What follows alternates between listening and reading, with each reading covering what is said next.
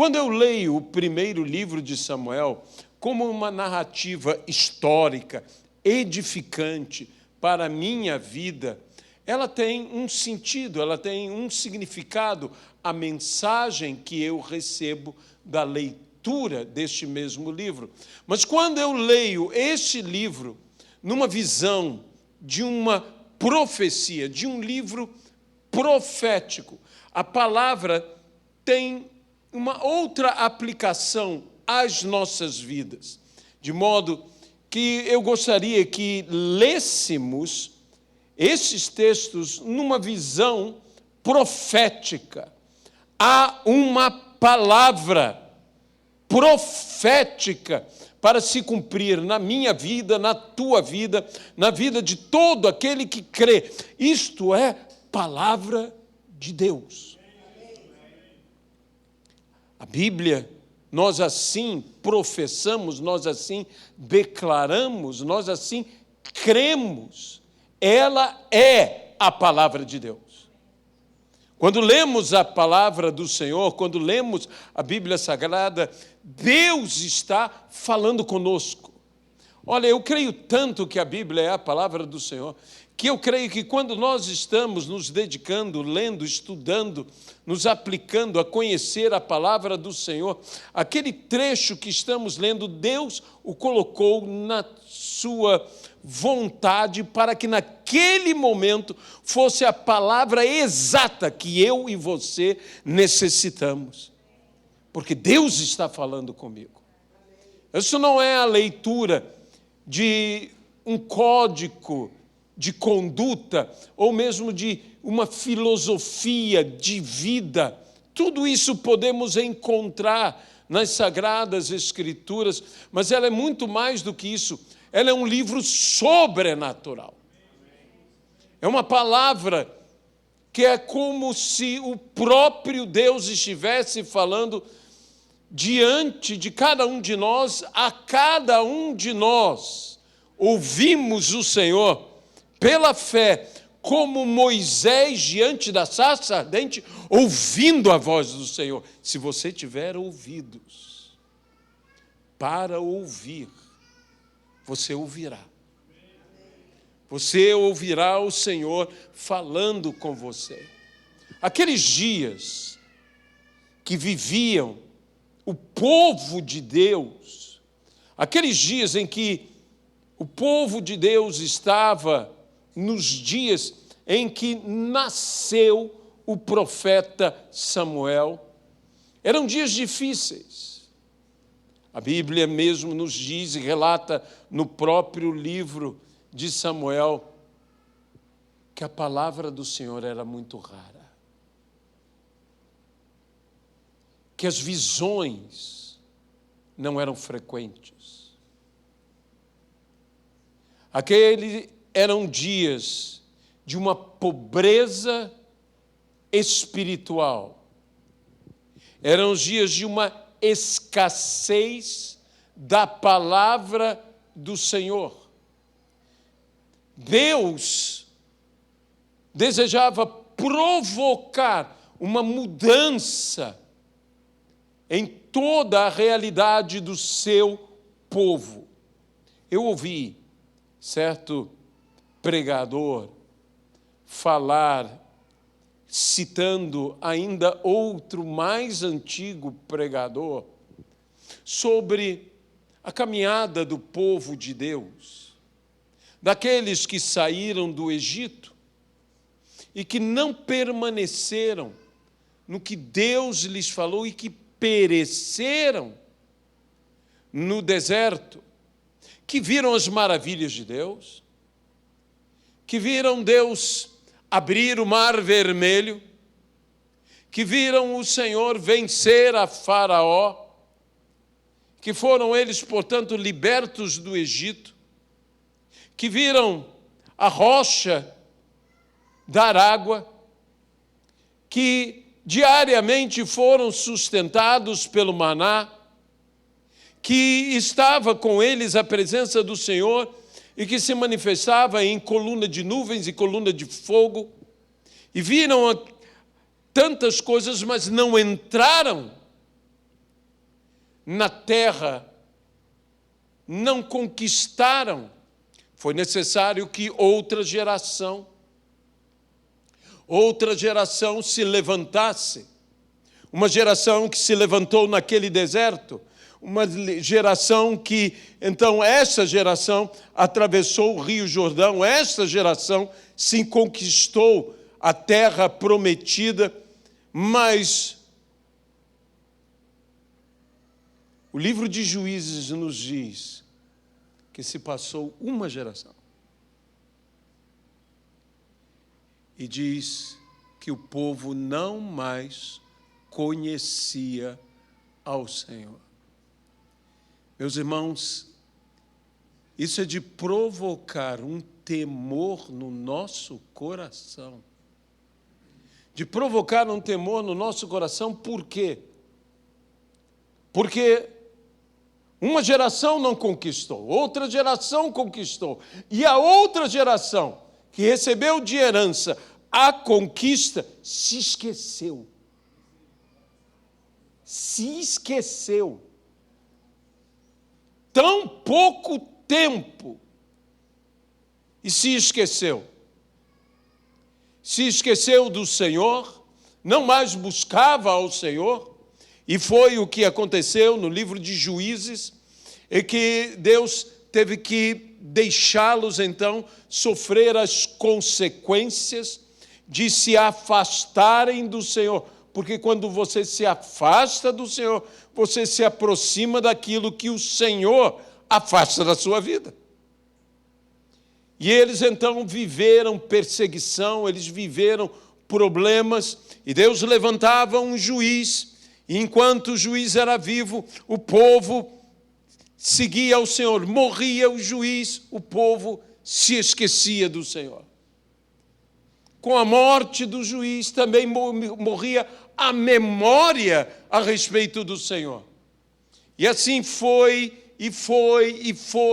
inúmeras vezes, até que o Senhor disse: não, agora eu deixarei que permaneça com eles um problema, para que esse povo possa ser trabalhado, possa ser tratado. Problemas também nos trabalham.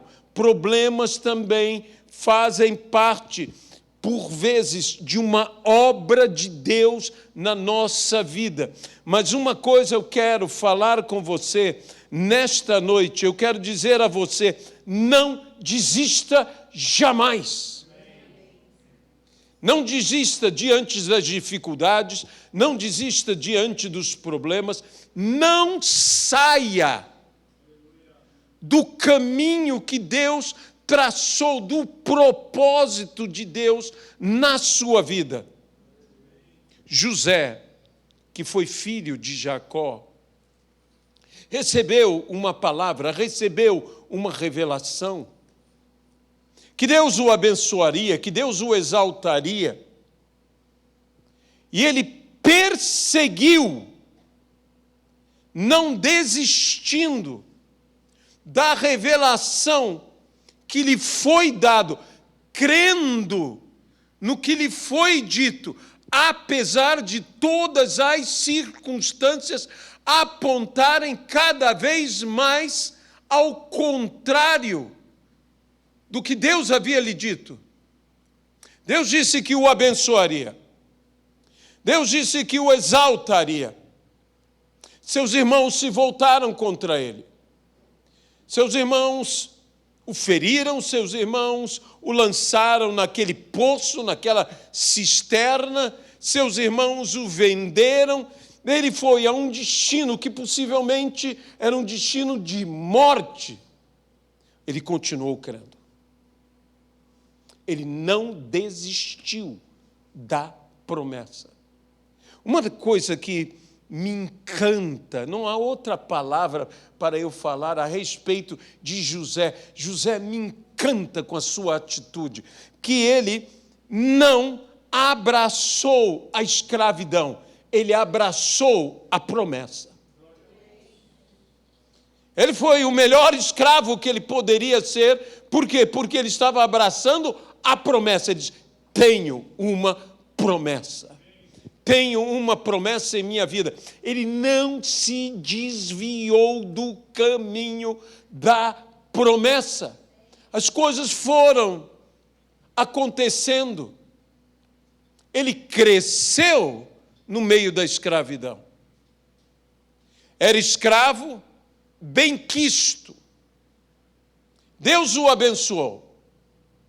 E o abençoou com uma característica que era a característica de sua mãe. Sua mãe era bela de porte e formosa de rosto. Assim era a mãe de José. E José se torna, a Bíblia diz, belo de porte e formoso de rosto. Você já imaginou essa situação? Aquilo que todo mundo diria, que bênção, era um problema na vida de José. Era um problema. Se José fosse feio, se José fosse, desculpe a palavra, um mocorongo, ninguém ficaria olhando muito para José. Mas José era bonito, era formoso. E José não trocou, como o fez Esaú, o seu direito, a sua promessa, por um prazer, por um prato de lentilhas. José resiste, José não se entrega, José não se deita com a esposa do seu senhor egípcio. José é fiel e paga o preço da fidelidade. E o preço da fidelidade não foi reconhecimento, o preço da fidelidade não foi ele ser liberto, o preço da fidelidade foi ele ser preso. E mais uma vez, tudo indica o contrário de toda a promessa, de tudo o que era a profecia a respeito de José. Se antes era difícil, agora é impossível. Hudson Taylor dizia, a obra do Senhor se faz da seguinte maneira. Ela começa difícil, ela se torna impossível e então ela é feita. Como eu gosto desta frase, como esta frase é verdadeira. Ela começa difícil, ela se torna impossível e então ela é feita. Foi difícil o ministério de Jesus. Jesus morreu na cruz. Isso tudo foi muito difícil. Ele morreu e foi sepultado. E isso agora se torna impossível. Então a obra é feita. Ele ressuscita ao terceiro dia. Isso é o caminho da obra do Senhor. Não fique admirado das coisas serem difíceis, se tornarem impossíveis. Saiba que elas logo acontecerão.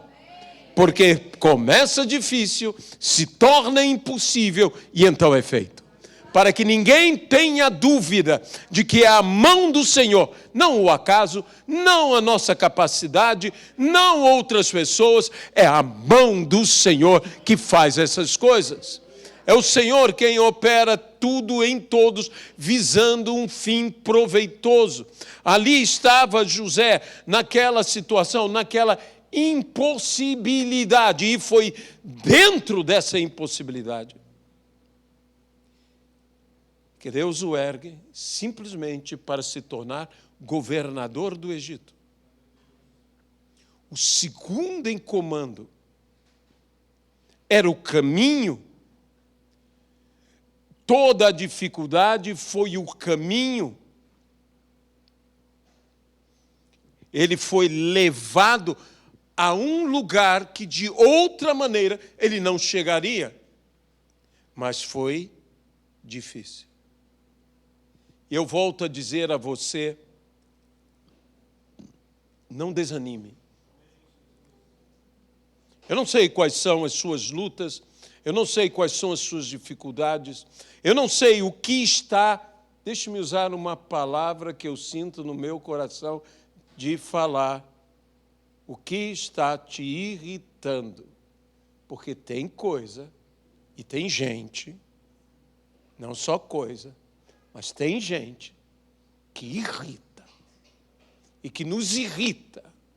Mas deixe-me dizer, até isto Deus usa, não para meramente nos irritar, mas para nos levar à realização do propósito. Nós conhecemos a história de Ana, a mãe de Samuel, que era estéril. Deus necessitava de um profeta, não qualquer profeta, mas de um tremendo profeta.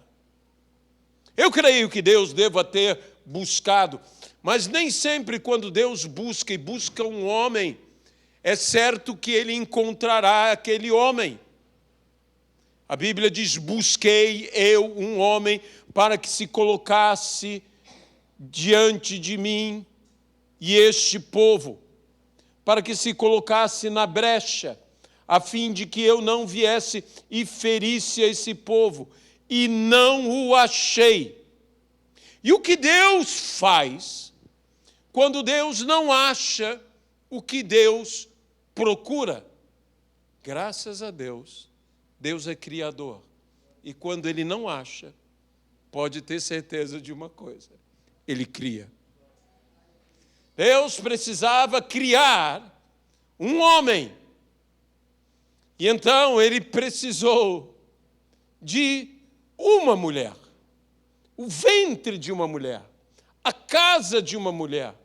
Ora, eu também creio que quando o Senhor decidiu libertar o povo de Israel, Ele precisou criar um homem. Sabe, Moisés não é um homem comum. Deus usa qualquer um, Deus usa homens comuns. Mas a maravilha é que Deus às vezes usa homens que não são comuns. Esses também têm chance de serem usados por Deus. E Deus cria um Moisés, um homem que realmente, meu irmão, minha irmã, é um homem excepcional. E Deus o cria para ser ele o libertador de Israel. E Deus necessitava que surgisse um Samuel, para que esse Samuel pudesse trazer o povo de Israel de volta ao caminho que o Senhor desejava, e Samuel pudesse preparar para que surgisse um homem como Davi, segundo o coração de Deus, e pudesse ser colocado rei em Israel. Samuel era essencial no projeto de Deus. E nós encontramos um texto especial dessa narrativa que está justamente no primeiro livro de Samuel. O que eu tenho a falar é muito simples. No capítulo de número 1, nós encontramos a história desta mulher chamada Ana.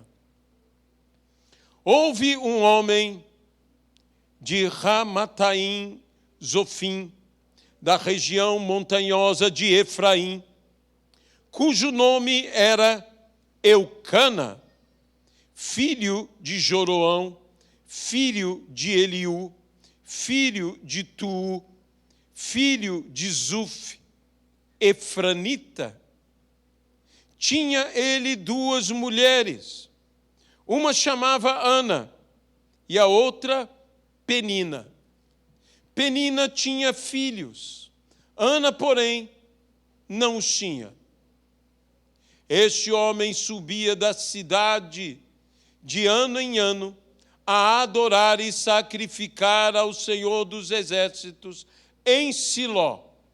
Estavam ali os dois filhos de Eli, Ofni e Finéias, como sacerdotes do Senhor. No dia em que Eucana oferecia seu sacrifício, dava ele porções deste a Penina, sua mulher, e a todos os seus filhos e filhas.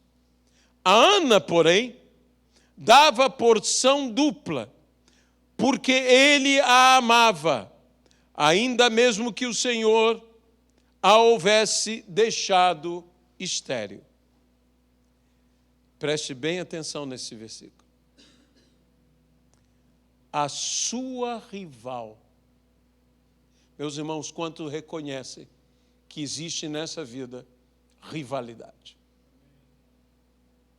E rivalidade sempre leva a provocações. A sua rival a provocava, veja, excessivamente para a irritar. Quantos muitas vezes estão vivendo irritação?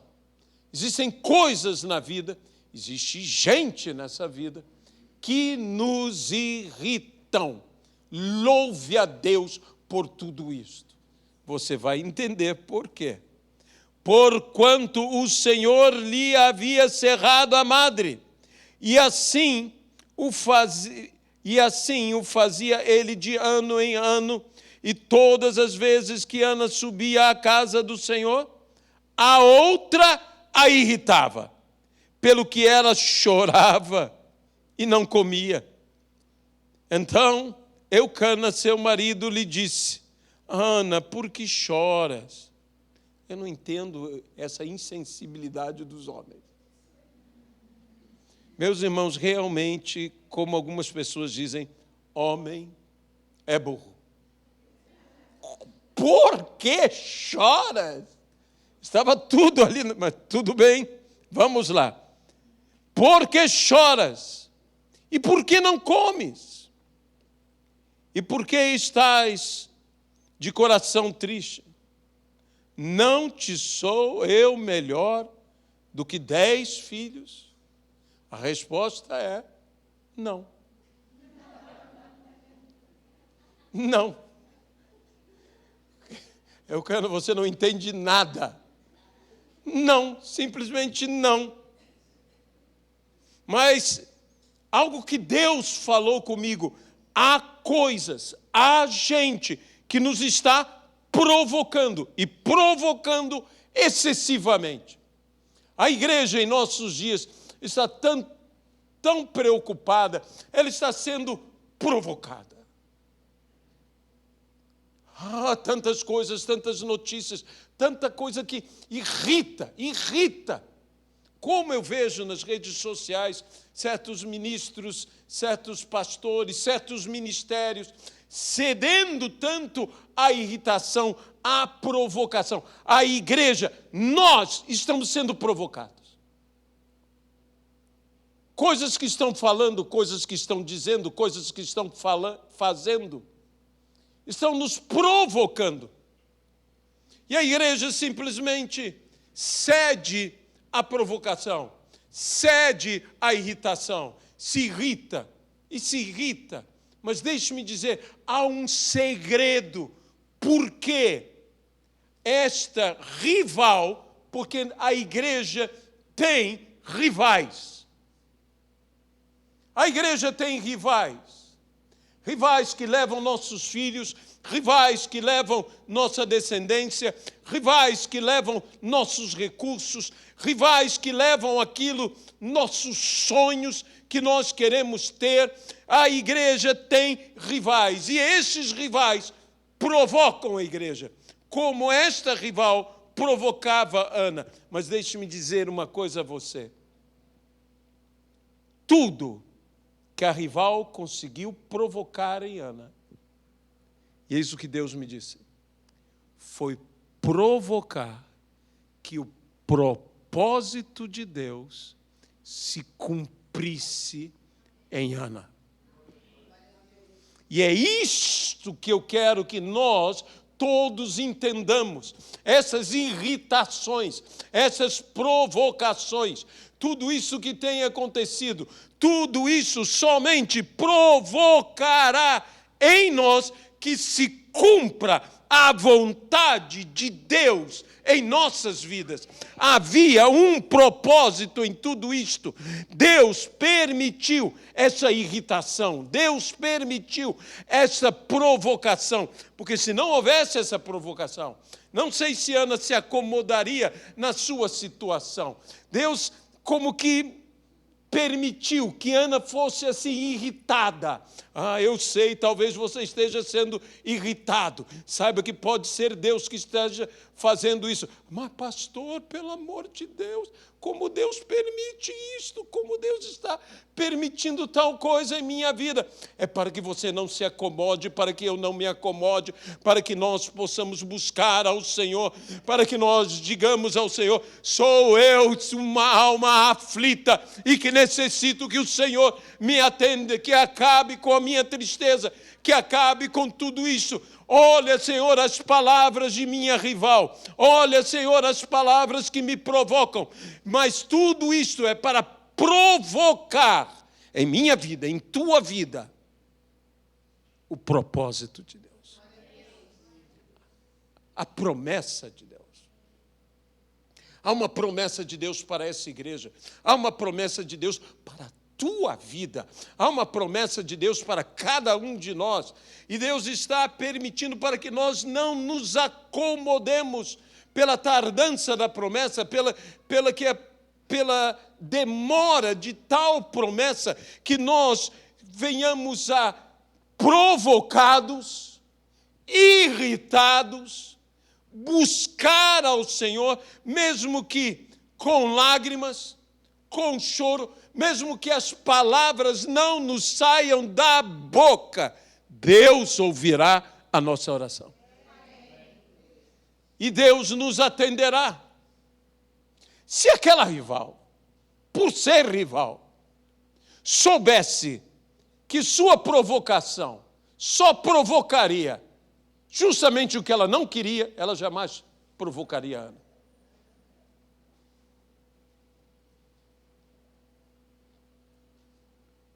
Sabe, muitas vezes nós temos que entender, como Mordecai, o tio de Esther, a termos uma postura de fé. Porque, por vezes, os Amãs deste mundo preparam uma forca para nós. Aquela forca foi tão bem construída, aquela forca foi feita com tanta excelência. Naquela forca, Amã desejava enforcar Mordecai. Mas deixe-me dizer algo baseado em Mordecai. Quando fizerem uma forca para você, dê de presente a corda. Porque quem vai morrer na forca não será você. Será aquele que preparou a forca para você. Foi o que aconteceu com Mordecai. Não tema as forcas que estão sendo preparadas para vocês. Deus te livrará da forca. Deus te guardará. Às vezes nós pensamos nesses perseguidores, nesses malfeitores, nesses Amãs. Ele e os dele morrerão na forca que preparam para nós. Mas por vezes nós temos um adversário pior. É um inimigo que anda junto conosco. É um traidor que caminha conosco. E nós às vezes nos preocupamos com Judas Iscariotes. Com Judas Iscariotes. Esse você não precisa se preocupar nunca. Que esse se enforca sozinho. Amém? Desculpe usar comparações tão duras. Eu não estou desejando mal de qualquer pessoa. Mas eu estou dizendo o seguinte, que com a maldição que nos amaldiçoarem, a Bíblia assim diz, serão eles amaldiçoados. E muitas vezes nós, como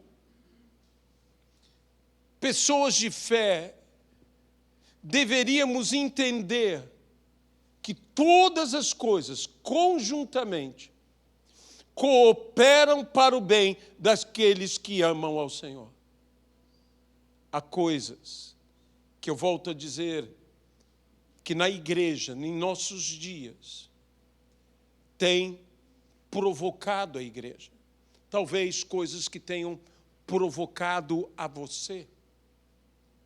E você não entende porque Deus está permitindo uma irritação como esta na tua vida. É para provocar em tua vida que seja realizado, volto a dizer, o propósito de Deus na vida de cada um de nós. Vem, pode ter certeza que vem bênção da parte do Senhor. Nós não podemos nos desviar do caminho. Nós não podemos sair deste caminho que o Senhor nos colocou. Nós temos que seguir em frente, passo a passo, confiando em Deus que nos abençoará. Há coisas que realmente, meus irmãos, nós não temos explicação. O livro de Jó é um livro que muito edifica a minha vida. Muitas pessoas não gostam de ler o livro de Jó. Eu até penso que tem gente que acha que não quer que a palavra se cumpra na vida dela, não quer viver o que Jó viveu. Tem medo de ler, mas aquilo tudo está lá por um motivo de grande edificação na nossa vida. E uma das coisas mais interessantes é que Jó tem um dilema, Jó tem uma pergunta, e a pergunta de todo o livro, e a pergunta do próprio Jó, por que o justo sofre? Sabe qual é a coisa mais interessante do livro? É que o livro termina sem resposta. E isso é algo importantíssimo em nossas vidas, porque haverá coisas, sofrimentos na nossa vida, que nós não teremos a resposta nem do porquê, nem do para quê. Eu muitas vezes ouço alguns falarem, e entendo a razão, não pergunte a Deus o porquê, pergunte a Deus o para quê. Mas haverá vezes em nossas vidas que Deus não te dirá nem o porquê, nem mesmo o para quê.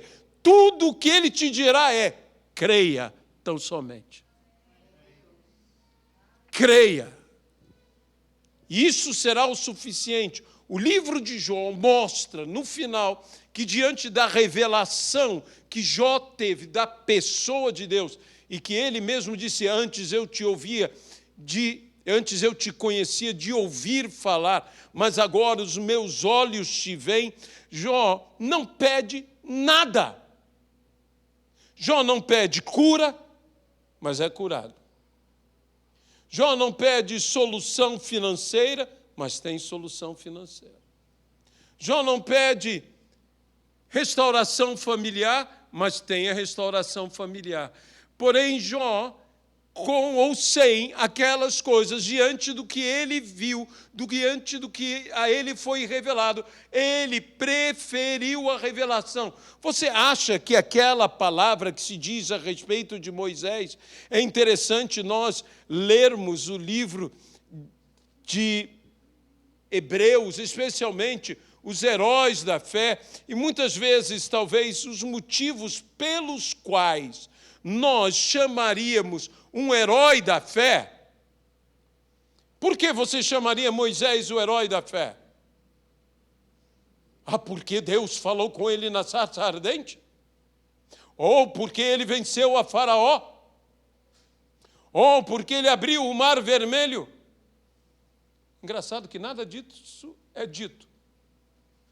Mas o que é dito é: preferiu o opróbrio de Cristo. É por isso que ele é o herói da fé. Que não quis ser chamado de filho da filha de Faraó, mas preferiu o opróbrio de Cristo a usufruir os prazeres transitórios do pecado, e nisso ele é um herói da fé. Muitas vezes nós estamos olhando diferente. Eu quero dizer algo a você nesta noite. Deus tem uma maneira de julgar as coisas completamente diferente da nossa. Porque eu e você diríamos, Moisés, é lógico que tem que ser o herói da fé. Olha os milagres que ele fez. Olha o que esse homem enfrentou. Olha o que... E Deus não fala nada disso. O que Deus valoriza são outras coisas. E que nós temos que entender essa visão de Deus e começar a ter a mesma mentalidade de Deus e a valorizar o que Deus valoriza e a entender como Deus usa todas as coisas. E uma das coisas que Deus usa nas nossas vidas são as provocações. Sabe, eu cheguei a circular essa palavra provocava na minha Bíblia. Eu disse, Deus tem muita coisa que me provoca. E sublinhei a palavra irritar. Porque eu não sei qual é o seu temperamento, mas tem coisa que me irrita. E eu tenho que confessar o meu pecado. Tem gente que me irrita. Eu não sei se tem gente que te irrita. Tem gente que me irrita. Tem gente que me irrita. E eu não me considero nem melhor nem pior que ninguém, mas me irritam. E tem gente que faz questão de me irritar. E você tem que entender o seguinte, até esse irritador está sendo usado por Deus,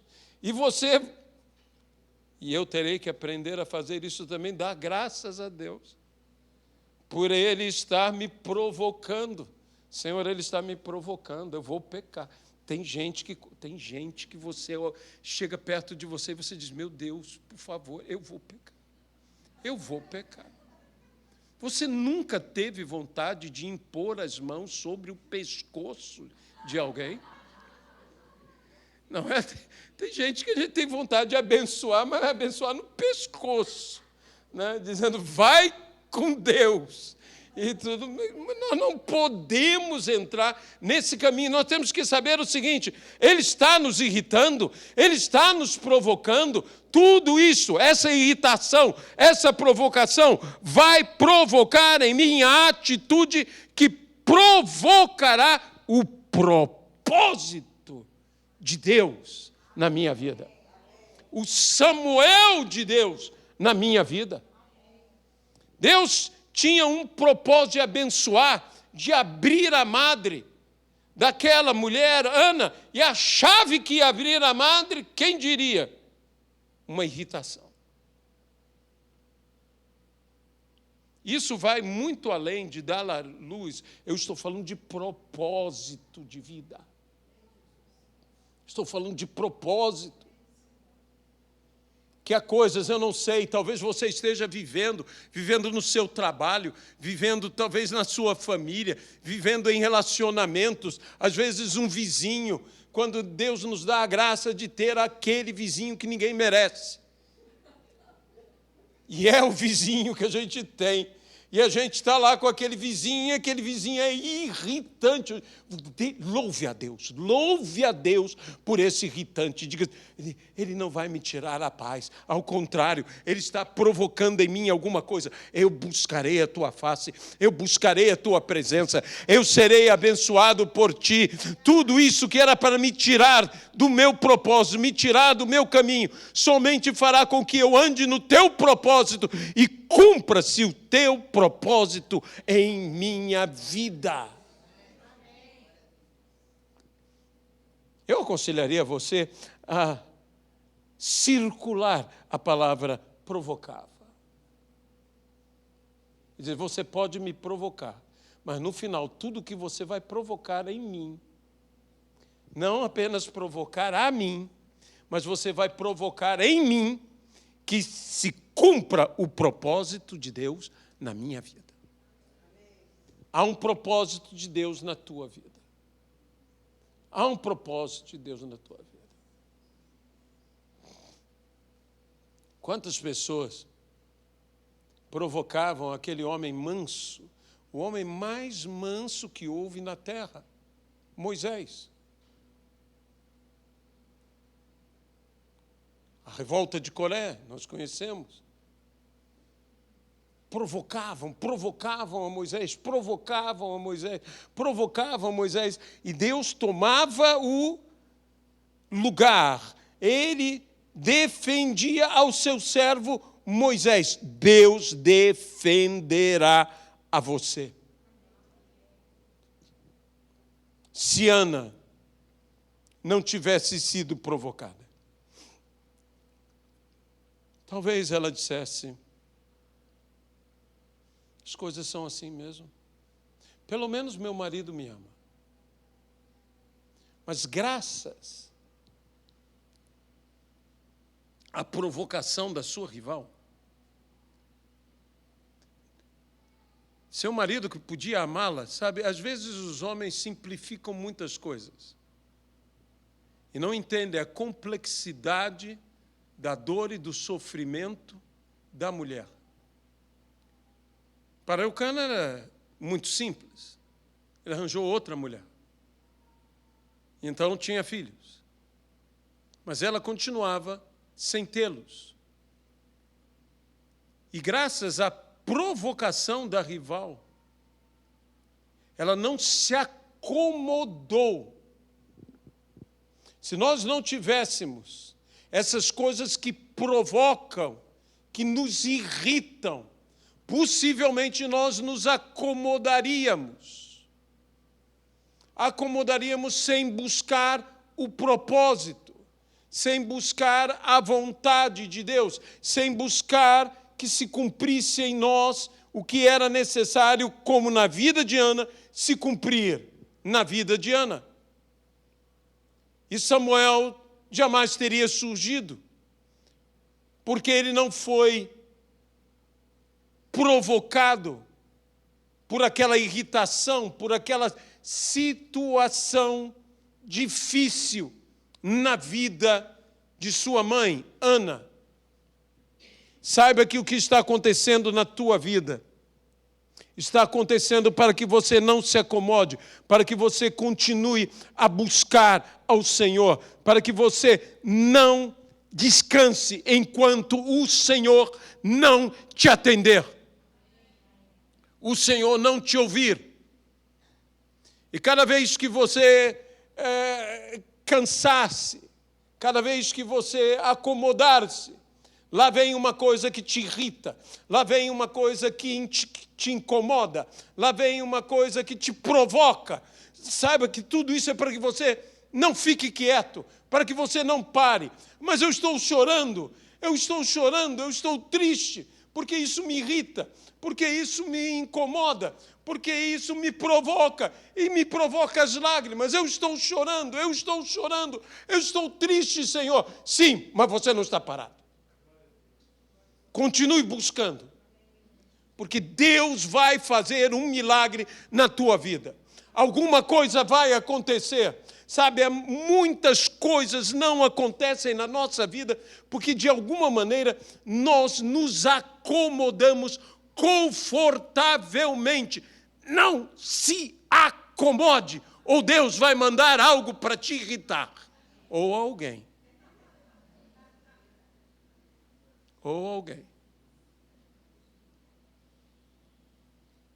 Ninguém merece uma coisa dessa. Não se incomode com aqueles que estão te irritando. Isso tudo cumpre um propósito de Deus. Sabe, de certa maneira, eu imagino que isso são aqueles esporões no cavalo, que fazem o cavalo ir ainda mais rápido. O propósito dos esporões com o cavalo não é ferir o cavalo, não é fazer o cavalo sangrar. Aquilo faz o cavalo ir mais à frente.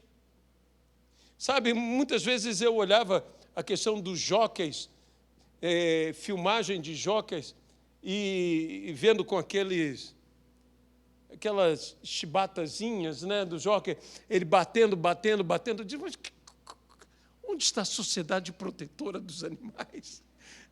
Não é?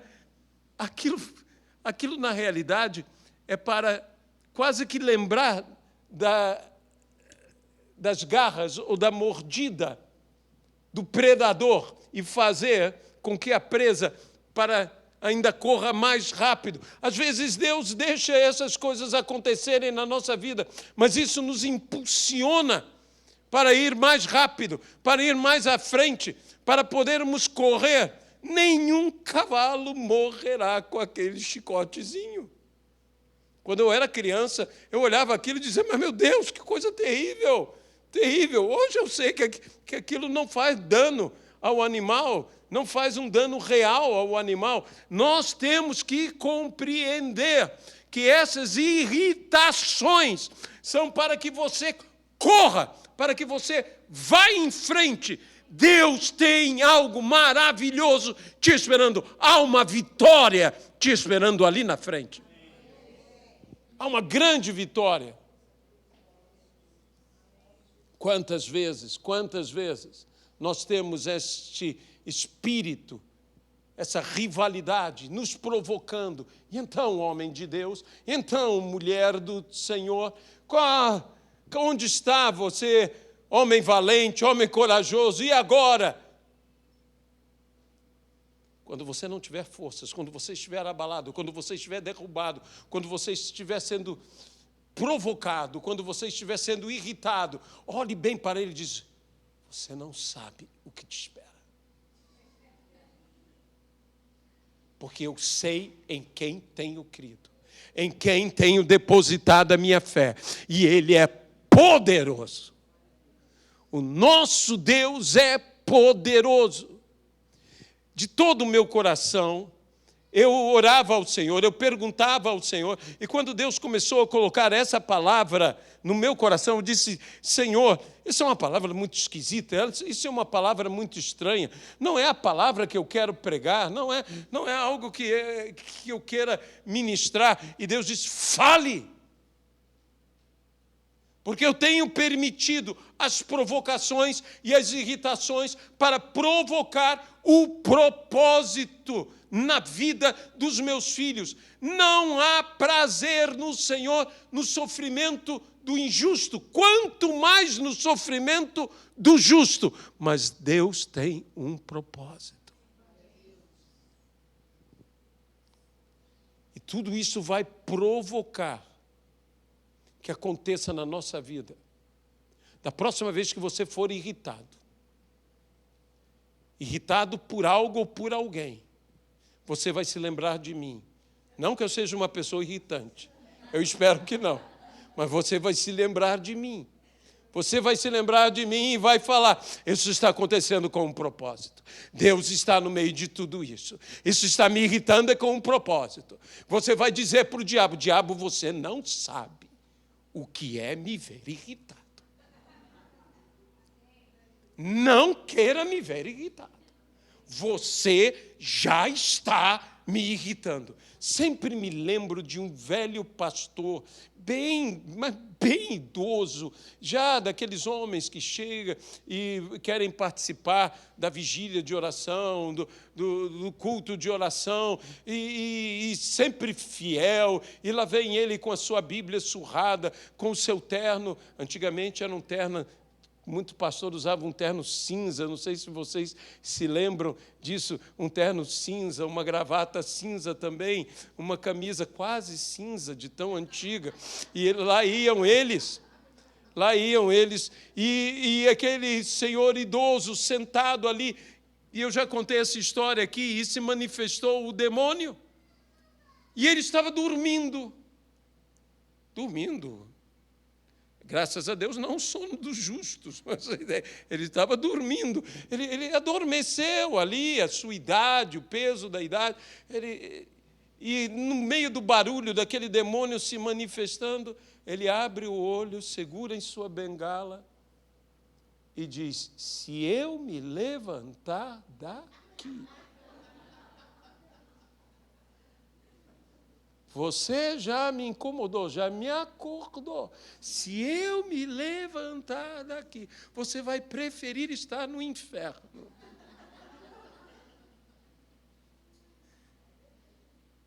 Diga ao diabo que ele não sabe quem é você quando você se irrita. O homem e a mulher de Deus que se manifestará, porque se ele te levar as lágrimas, se ele te fizer chorar, você vai chorar e Deus vai segurar cada uma das suas lágrimas. A Bíblia diz que nenhuma delas cairá no chão. Ele recolherá as suas lágrimas. Ele te abençoará. Foi o que aconteceu com Ana. Ela ali estava com dor, com sofrimento, provocada, irritada. Nunca irrite uma mulher, meu irmão. Nunca irrite uma mulher. Quando Eva ali cedeu à estratégia de Satanás, e ela e Adão cometeram um erro de desobediência, como cometeram, e o pecado entrou na humanidade, Deus decidiu castigar o diabo. E Deus começou a dizer várias coisas para o diabo. Disse: você vai se arrastar no seu ventre todos os dias da sua vida, vai comer o pó da terra. Mas quando Deus quis castigar para valer, o diabo disse: porém inimizade entre ti e a mulher. E o diabo disse: o senhor exagerou agora. Arrastar, tudo bem, comer pó, tudo bem, mas uma mulher como inimiga, porque uma mulher como inimiga, mulher é implacável, pode ter certeza, ela é implacável. E Deus disse: não, você vai ver, você vai comer o pão que você amassou. Você vai ver, Satanás, você vai ver. Por quê? Porque Deus colocou a mulher para ser inimiga. Mulher, você é inimiga natural do diabo. Natural do diabo. Glorifica a Deus por ser mulher, porque você é inimiga natural do diabo, porque Deus decretou: porém inimizade entre ti e a mulher. Entre o diabo e a mulher no mesmo lugar, sai só a mulher. Amém? Eu espero que diga com fé isso, né? Sai só a mulher. Por quê? Porque Deus é contigo. E a Bíblia diz: pisarão em cobras, pisarão em escorpiões, e sobre todo o poder do inimigo, e nada vos causará dano. Nada vos causará dano. Há muita coisa que nos irrita nessa vida. Há muita coisa que nos irrita. Talvez você tenha um temperamento maravilhoso, seja extremamente calmo. Talvez não. Mas há muita coisa que nos irrita. Irrita até os mais mansos. Irrita. São coisas irritantes que nos provocam. Mas agora nós declararemos: tudo que nos irrita, tudo que nos provoca, vai provocar o propósito de Deus na minha vida. Eu não serei irritado em vão. Minha irritação não será apenas para me irritar. Eu não fui feito para ficar estourando-me por aí. Não, no nome de Jesus Cristo, minha irritação cumprirá um propósito. Me irritou, vai ter que aguentar. Porque eu vou me levantar com fé. E vou vencer com fé. Foi o que aconteceu na vida de Ana, é o que acontecerá na minha vida e na tua vida. Não saiamos do caminho que Deus traçou para nós, permaneçamos no caminho que Deus colocou para nós, não vamos nos desviar nem para a direita, nem para a esquerda. Pode a dificuldade se apresentar e ser ainda maior, pode ser como José, vai piorando, piorando e piorando, pode ser como Hudson Taylor disse, começa difícil, se torna impossível, mas então será feita. Quando a situação se tornar impossível, saiba que vai ser feita. Deus vai fazer. Não há outro que possa fazer. Só Ele pode fazer. Qual é o teu impossível? Qual é a tua impossibilidade? Deus está no meio disso para fazer todas as coisas. Senhor nosso Deus, nós queremos aqui nos entregar ao Senhor. Eu não sei onde estão as lutas, as dificuldades, as impossibilidades, as irritações que têm acontecido na vida dos teus filhos. Quantas vezes estamos sendo provocados?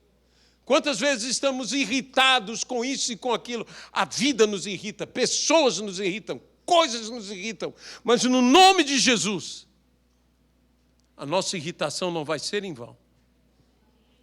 Porque vamos associar a tudo isso a nossa fé. Vamos colocar com tudo isso a nossa postura. Uma postura daqueles que confiam no Senhor sem vacilar. E nós vamos vencer. E o que era impossível de acontecer, vai acontecer.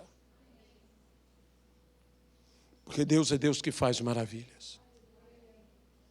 E diante disso, Senhor, eu quero orar por cada pessoa que talvez esteja vivendo nos nossos dias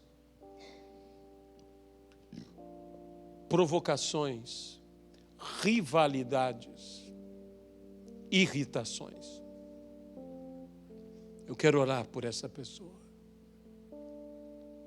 Eu quero pedir que opere na vida dela como o Senhor operou na vida de Ana. E que o Senhor realizou isso que era maravilhoso. Encheu de alegria, encheu de felicidade. E como diz a tua palavra, por cada humilhação recebereis dobrada honra. É o que nós oramos, ó Pai. E desde já, nós te agradecemos. No nome de Jesus Cristo. Amém. Eu espero que essa mensagem possa ter falado a tua vida. E que eu não tenho dúvida que de hoje em diante, quando você for aborrecido, irritado, provocado, você vai ter uma postura de fé. Vai dizer: Deus, isso é para que eu não me acomode. Isso é para que eu me levante em fé e vença. Não olhe os seus rivais. Há muitos rivais nessa vida. Não olhe para eles como se eles tivessem qualquer vantagem sobre você, porque o Senhor é com você. E o Senhor te abençoará. E então aqueles que te irritavam, aqueles que te provocavam, verão que tudo que eles conseguiram fazer foi te levar mais perto do Deus que atende a tua oração. No nome de Jesus Cristo. Nós dissemos pela manhã que iríamos aqui celebrar o aniversário da pastora Cláudia. Então